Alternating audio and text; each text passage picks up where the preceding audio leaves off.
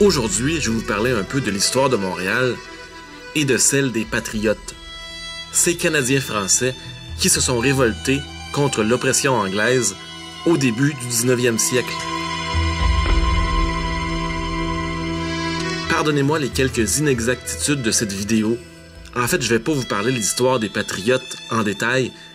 Je vais plutôt me concentrer sur les traces que les Patriotes ont laissées dans la ville de Montréal.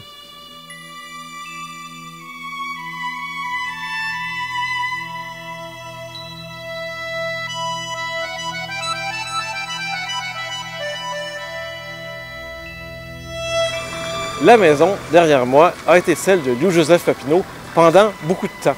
Louis-Joseph Papineau a été le chef du Parti des Canadiens pendant plusieurs années et ce parti-là se transforma en Parti des Patriotes. La maison a appartenu à plusieurs générations de Papineau, dont le père de Louis-Joseph qui s'appelait simplement Joseph. D'ailleurs, je ne sais pas si vous le savez, mais la rue Papineau et le métro du même nom ont été nommés en l'honneur de Joseph Papineau, même si on peut y voir une très belle murale de son fils, Louis-Joseph, à l'intérieur, une murale qui raconte un peu l'histoire des Patriotes.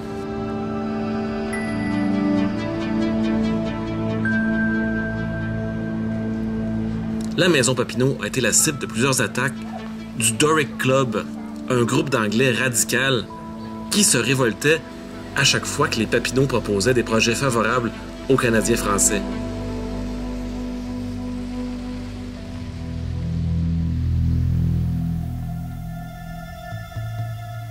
On se retrouve maintenant en face de l'église Notre-Dame, à la place d'Armes.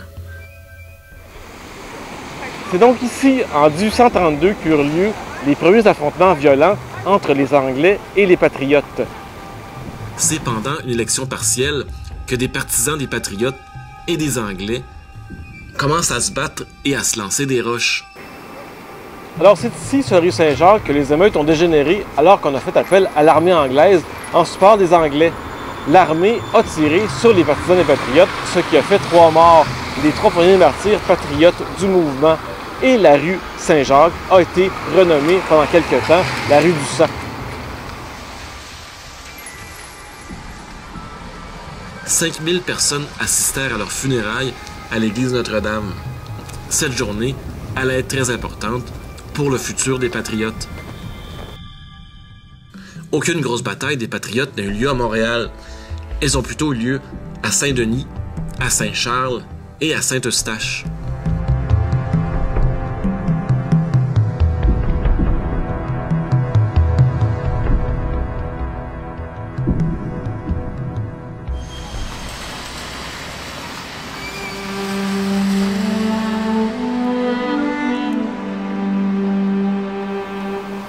Alors c'est ici, à la prison du Pied-du-Courant, que les Patriotes ont été incarcérés de 1837 à 1839 et le 15 février 1839, plusieurs d'entre eux ont été pendus ici, directement ici, là à la porte où il y avait bâti l'échafaud de la prison du Pied-du-Courant.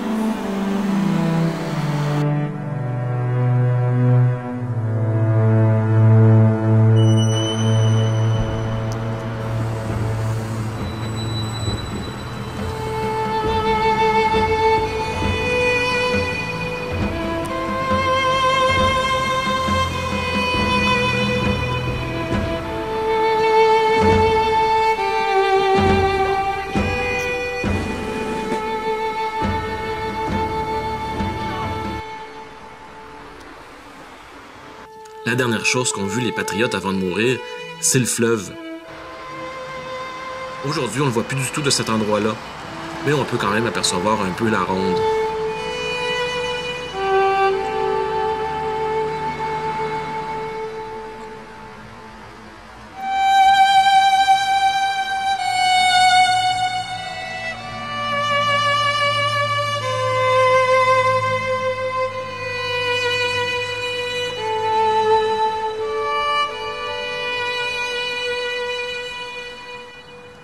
D'ailleurs, l'avenue de Lorimier, qui passe tout près, a été nommée en l'honneur de Chevalier de Lorimier, un des chefs patriotes qui a été pendu à la prison du Pied-du-Courant.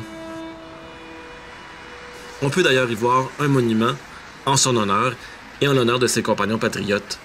qui est accompagné du fameux drapeau des Patriotes.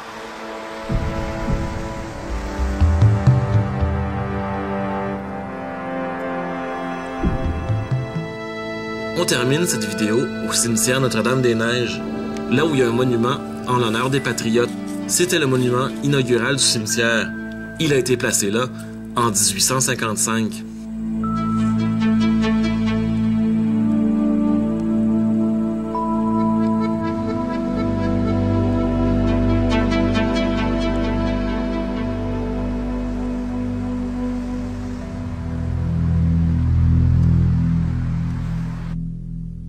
Le parti, à ce moment-là, se radicalisa, là, c'est difficile à dire.